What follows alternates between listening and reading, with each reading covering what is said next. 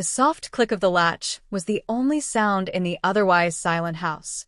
8 years.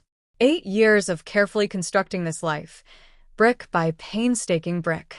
8 years of laughter echoing through these halls, of tiny handprints smudging freshly painted walls, of whispered promises shared beneath the covers in our bedroom.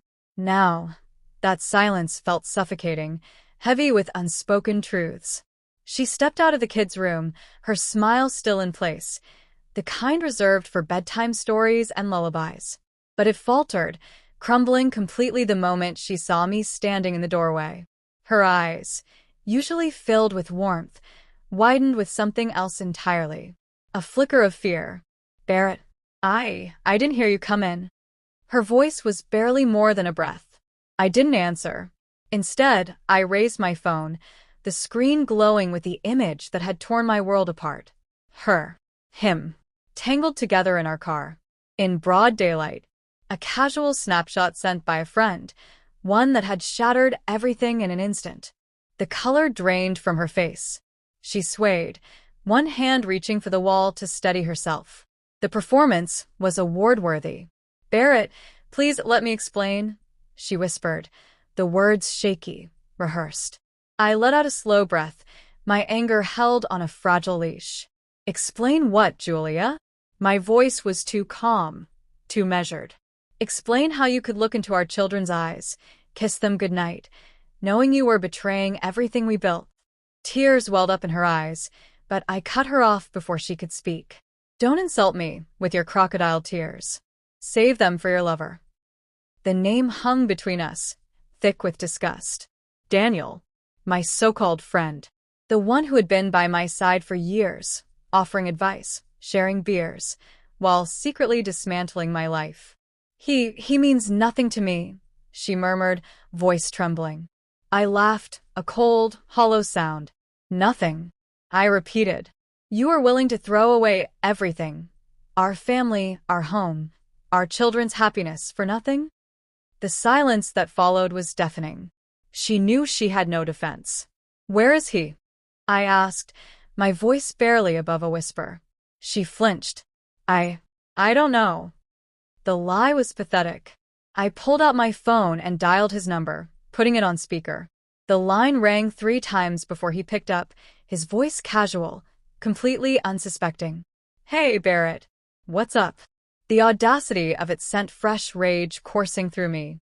Julia's eyes locked onto mine, pleading, terrified. "Daniel," I said, my voice dangerously calm. "I know." Silence. Then a stammered, "No, what?"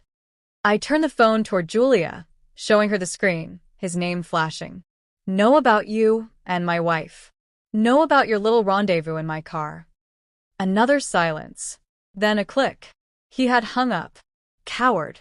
Julia collapsed onto the floor, sobbing uncontrollably. I watched, feeling nothing. The love, the trust, the years we had spent building a life together, all turned to dust. I left her there, walked out of the house, got into my car. At first, I drove aimlessly, the anger a burning coal in my chest. Then I knew exactly where I was going. Daniel lived in a sleek, modern apartment complex, a sharp contrast to our warm, modest family home. I parked across the street and waited. It didn't take long. He stepped outside, looking disheveled. His face. He looked pale, his voice frantic as he spoke into his phone, probably calling Julia. I stepped out of my car, moving toward him with steady, deliberate strides. The moment he saw me, he froze, his phone slipping from his grasp and clattering onto the pavement. "Barrett," he stammered, his eyes wide with fear. I didn't speak. I just walked up to him and swung. My fist crashed against his jaw, sending him sprawling to the ground. He let out a cry, clutching his face in pain. You bastard," I roared, standing over him, my chest heaving. "You betrayed me. You destroyed my family." He cowered, hands raised in a feeble attempt to shield himself from my fury. Grabbing him by the collar, I yanked him to his feet, my grip tight, unrelenting. "You think you can just walk away from this?" I snarled. "You think you can steal my wife everything I worked for, and just move on? His breath came in ragged gasps, his eyes darting around, searching desperately for an escape. There was none. "I'm going to ruin you, Daniel," I said, my voice low and menacing. "I'm going to take everything from you, just like you took everything from me." I let go, shoving him back. He stumbled, his face already bruising, blood trickling from his lip. I turned and walked away, leaving him crumpled on the sidewalk, a broken, pathetic shell of a man. The aftermath. The next few weeks blurred together in a haze of legal battles and bitter fights. The divorce was messy, painful. Julia fought me every step of the way, desperate to twist the truth, to paint me as the villain, the unstable one. But I had the proof, the undeniable evidence of her betrayal. The judge saw through her lies. I got custody of the kids. They were confused, heartbroken. I did my best to explain, to shield them from the worst of it. But some wounds run too deep. The damage was done. As for Daniel, he lost everything. His reputation. His job. His sleek, expensive apartment. The people who once called him a friend turned their backs. His world, built on deception, crumbled beneath him. And yet, there was no satisfaction in it. No sense of triumph. The revenge I once craved felt empty, hollow. The only solace I found was in my children's eyes, in their unwavering love. We were broken, scarred, but we were together.